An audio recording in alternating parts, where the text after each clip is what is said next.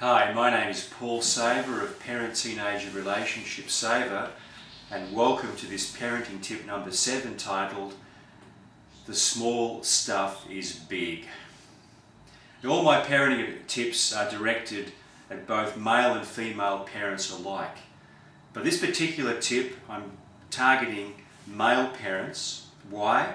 Because I believe that male parents need to hear this message more than most female parents do.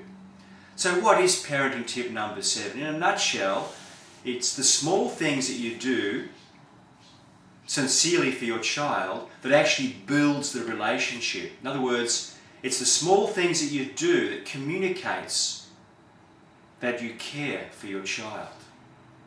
Now, I've been married for almost 29 years now, and I've taken pride in being the main breadwinner, which has meant working the job and paying all the bills, taking care of the maintenance of our home and our car, taking care of the insurances, the legal issues, the finances, being involved directly in the education of our children, driving them to school, to sporting events and training and functions and all kinds of things. You might say I've taken care of some of the big things involved in raising a family and running a household. Now, from time to time, I'd be quite surprised and shocked when my wife would come out and say things like, "Paul, you don't really care about me or our children enough." And I would always react and make reference to some of the big stuff that I was doing to take care of my wife and my children. And for decades, for at least 2 decades, that was the case, until finally, about 5 years ago, the penny finally dropped. And I realised, hey, it's the small stuff that actually builds relationships, not the big stuff. So what is some of the small stuff related to developing a parent-teenager relationship? I just jotted down today 8 points of some of the small stuff that's been big in my life, in my relationships, in my family. I want to read to you those 8 points. Number 1, keeping your promises.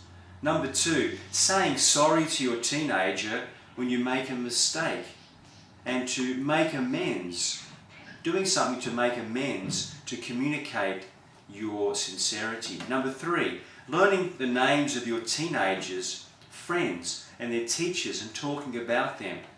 Number 4, speaking kind and encouraging words to your teenager.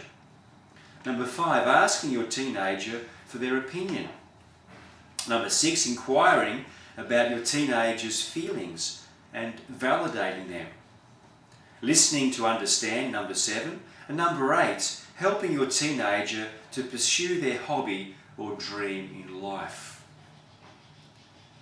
Now, as a parent, whether you're a male or a female parent, you may already be implementing all these small stuff things. And if you are, congratulations. I'll give you a big round of applause.